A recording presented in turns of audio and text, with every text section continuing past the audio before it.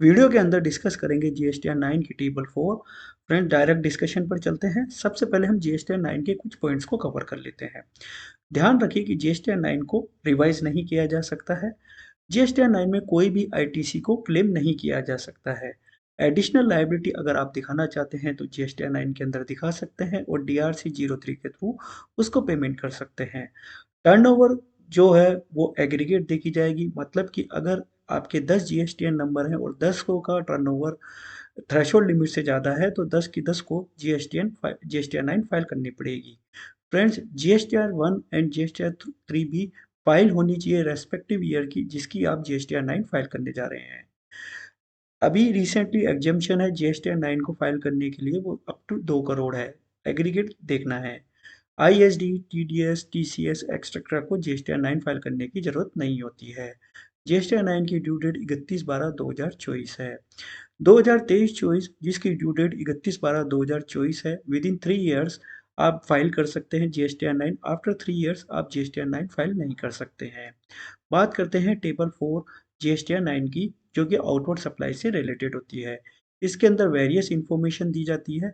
इसको भी फाइल करने से पहले उसके कुछ पॉइंटर देख लेते हैं। टेबल 4 के अंदर जो आउटवर्ड सप्लाई है उसको आपको आपकी जीएसटी रिटर्न से वैलिडेट करना चाहिए। फ्रेंड्स, वही सप्लाई जिसमें कि जीएसटी पेबल हो टेबल 4 के अंदर दिखाया जाता है। नील रेटेड एग्जम्पशन एग्जम्प्टेड और non GST supply including no supply इस टेबल में नहीं दिखाई जाएगी। अगर मैं एक एग्जांपल लूँ, एक पेट्रोल पंप है जिसका टर्नओवर 10 करोड़ रुपए है और उसकी 10 करोड़ की 10 करोड़ टर्नओवर नील एग्जम्प्ट और नॉन जीएसटी के अंतर्गत आती है, तो ध्यान रखिए टेबल 4 के अंदर उसको ये वाली सप्लाई नहीं दिखाएंगे, इसको टेबल 5 में दिखाएंगे। लेकिन नील एग्जम्प्ट नॉन जीएसटी होने के बावजूद भी उसको जीएसटीआर 9 फाइल करना कंपलसरी है। तो ये एक पहला पॉइंट हुआ। फिर ऐसी आउटवर्ड सप्लाई जिसमें आरसीएम पे करना पड़ रहा है रेसिपिएंट को, वो भी इस टेबल का पार्ट नहीं बनेगी। तो यहाँ पे कहने का मतलब है, अगर कोई जीटीए है और उसने आरसीएम ऑप्ट कर रखा है, मतलब उसका रेसिपिएंट टैक्स पे कर रहा है और उसने टर्नओवर जो है 3 करोड़ रुपए है, तो वो इस टेबल के अंदर नहीं आएगी और जो रेसिपिएंट है वो इस टेबल के अंदर दिखाएगा। इसी तरीके से अगर आपने कोई कॉमर्शियल या डेबिट नोट, क्रेडिट नोट का अकाउंट कर रखा है जिसका जीएसटी इम्पैक्ट नहीं है, तो वो इस टेबल के अंदर नहीं आएगा। फ्रेंड्स, ध्यान रखिए कि अगर आप कोई कैपिटल असेट सेल कर रहे हैं तो पी&एल में उसका प्रॉफिट एंड लॉस ही दिखाई देता है। उसकी एक्चुअल सेल्स वैल्यू के लिए आपको अप्रोप्रिएट लेजर चेक करना होगा। वहां से आप उस अप्रोप्रिएट लेजर को चेक करके वैल्यू इनपुट कर सकते हैं। इसी तरीके से ध्यान रखिए जीएसटीआर 9 एनुअल रिटर्न है और ये रिवाइज नहीं हो सकती है, इसलिए जो भी इंफॉर्मेशन भरे करेक्ट और प्रॉपर भरें। अब बात करते हैं टेबल 4 की। टेबल 4 में जो हमने समझा कि इस टेबल में ऐसी आउटपुट सप्लाई जिसके ऊपर जीएसटी पे होता है वो आएगी। दूसरी, ऐसे एडवांसेस जिसकी इनवॉइस इशू नहीं हुई है लेकिन उस पे जीएसटी पे कर दिया गया है वो आएगा। तीसरा, एज ए रेसिपिएंट जो आरसीएम हमने पे किया है वो वाली सप्लाई यहाँ पर आएंगी। बेसिकली जो भी टैक्स आप गवर्नमेंट को पे कर रहे हो एज ए सप्लायर, चाहे उसकी कैटेगरी सप्लाई में हो या एडवांस रिसीव में हो या इनवर्ट सप्लाई में, वो इस टेबल के अंदर आएगी। इंफॉर्मेशन की बात करें तो आपको टैक्सेबल वैल्यू देनी है प्लस सीजीएसटी, एसजीएसटी या आईजीएसटी के टैक्सेस अमाउंट देने हैं और अगर सेस एप्लीकेबल है तो सेक्स भी देना है। अब हमको बात कर लेते हैं 4A में, जो कि बताता है supply made to unregistered person B2C supply कैसे दिखाएंगे। फिर B2C सप्लाई दिखाने के लिए आपको निम्नलिखित पॉइंटों को ध्यान रखना है। पहला पॉइंट जो है कि B2C सप्लाई में आप डेबिट नोट और क्रेडिट नोट दोनों और अमेंडमेंट तीनों को इंक्लूड करते हुए इस टेबल में दिखा सकते हैं। ये एक रिलैक्सेशन है। ध्यान रखिए कि अगर सप्लाई हो रही है ई कॉमर्स के ऑपरेटर के थ्रू अनरजिस्टर्ड पर्सन को, वो भी यहाँ दिखाएगी।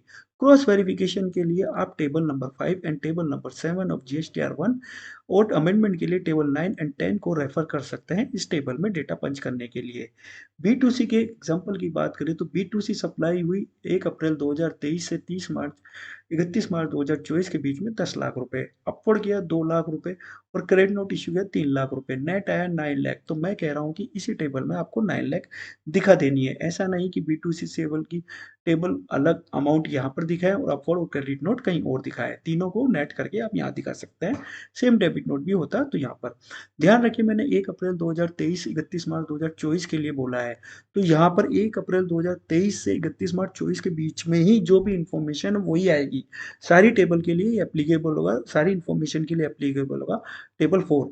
ऐसी इनवॉइस, एक एग्जांपल, अगर 31 मार्च की कोई इनवॉइस है, 31 मार्च 2024 की कोई इनवॉइस है, लेकिन उसकी पोस्टिंग डेट जो है वो 15 अप्रैल 2024 है, तो फिर वो इस टेबल में नहीं आएगी, क्योंकि आपने सिस्टम में उसको 15 अप्रैल 2024 को बुक किया है, वेयरएस उसकी इनवॉइस डेट 31 मार्च 2024 होने दो। जिस भी क्योंकि उसको जो आपने GSTR 1 में दिखाया होगा वो अप्रैल के GSTR 1 में दिखाया होगा, और वो पार्ट बनेगा आपका GSTR 9 का 24-25 का, जो हम बाद में भरेंगे। तो ये एक छोटी छोटी चीज़ें और प्रैक्टिकल चीज़ें ध्यान रखनी है, क्योंकि बहुत बार एज ए यूज़र या आप अकाउंटिंग करने जाते हो तो यहाँ पर बहुत कन्फ्यूज़न होता है।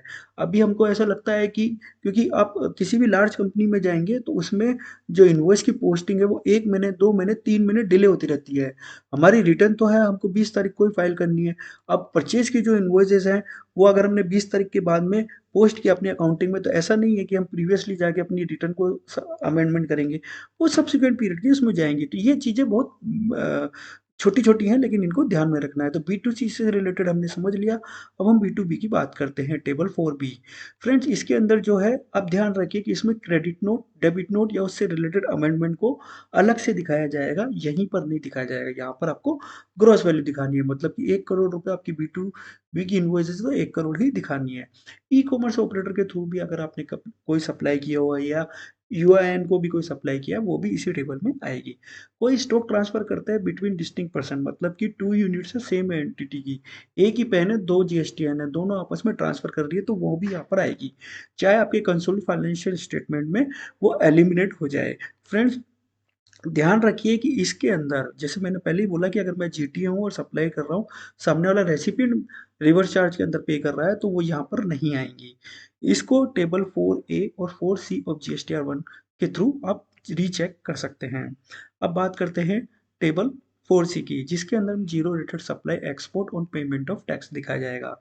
जीरो रेटेड को जीएसटी के अंदर दो तरीके से समझा जाता है। एक, अगर आप सप्लाई कर रहे हैं एसईजेड को भी और आप एक्सपोर्ट कर रहे हैं, ध्यान रखिए यहाँ पर ओनली एक्सपोर्ट की बात हो रही है, तो इस ट्रांजैक्शन को एक्सपोर्ट रजिस्टर से आप वेरीफाई कर सकते हैं। एक्सपोर्ट ऑफ गुड्स को वेरीफाई करने के लिए आइसगेट पोर्टल का सहारा ले सकते हैं, जबकि एक्सपोर्ट ऑफ सर्विसेज को वेरीफाई करने के लिए बैंक रियलाइजेशन सर्टिफिकेट या फॉरेन इनवर्ट रेमिटेंस का सहारा ले सकते हैं। टेबल 6A के थ्रू इसको आप क्रॉस वेरीफाई कर सकते हैं। अब बात करते हैं डीम्ड एक्सपोर्ट की, sorry supply to SEZ on payment of tax. तो इसमें आप सप्लाई टू एसईजेड में, चाहे आप एसईजेड डेवलपर हो या एसईजेड यूनिट हो या एसईजेड डीटीए को या डीटीए एसईजेड को कर रहा हो, वो सभी सप्लाई यहाँ पर आपके द्वारा आएगी। इसमें भी विद पेमेंट, विदाउट पेमेंट, दोनों यहाँ पर आएंगे। फ्रेंड्स, ध्यान रखिए कि एज ए सप्लायर आप एसईजेड को सप्लाई कर रहे हैं, तो उससे प्रूफ ले लीजिए, सो दैट कि आपको इन फ्यूचर काम आए। 6B GSTR 1 को यहाँ पर आप क्रॉस वेरीफाई के लिए यूज कर सकते हैं। अब बात करते हैं डीम्ड एक्सपोर्ट की। फ्रेंड, डीम्ड एक्सपोर्ट के बारे में कंफ्यूज ना हो, इसमें केवल 4 तरह की ही सप्लाई आती है। एक सप्लाई होती है जो supply of goods registered person के द्वारा की जा रही है एडवांस ऑथराइजेशन को लेके। Supply of goods EPCG scheme का सहारा लेते हुए कैपिटल गुड्स के लिए की जा रही हो, या रजिस्टर्ड पर्सन टू ईओयू को की जा रही हो, या गोल्ड बाय बैंक पीएसयू के द्वारा की जा रही हो। 6C का सहारा ले सकते हैं इसको क्रॉस वेरीफाई करने के लिए। ये 4 ही होती हैं जो डीम्ड एक्सपोर्ट की कैटेगरी में आती है। टेबल 4F, जहां पर आपने एडवांस ले लिया, अब एडवांस जीएसटी कहाँ पे पेमेंट होता है? ओनली सर्विसेज के केस में, गुड्स के केस में नहीं। आपने पे तो कर दिया, लेकिन उससे रिलेटेड इन्वॉइसेज इशू नहीं की 31 मार्च 2024 तक, तो वो वाली ट्रांजेक्शन यहाँ पर आएंगी 4F में। फ्रेंड, जैसे कि मैंने बोला कि रिवर्स चार्ज, अगर आपने 31 मार्च 2024 तक कोई रिवर्स चार्ज की पेमेंट कर दी है, तो वो आपकी इसी फाइनेंशियल ईयर में आएंगी 9 में। अगर आपने बाद में पे किया है तो नेक्स्ट फाइनेंशियल ईयर में जाएगी रिवर्स चार्ज इनवर्ड वाली। इसमें आपको ध्यान रखना है। तो वीडियो GST 9 की टेबल 4 से रिलेटेड था। अगर अच्छा लगा हो तो लाइक शेयर एंड सब्सक्राइब करें, वीडियो को सब्सक्राइब करें। टिल देन, जय हिंद, जय भारत, धन्यवाद।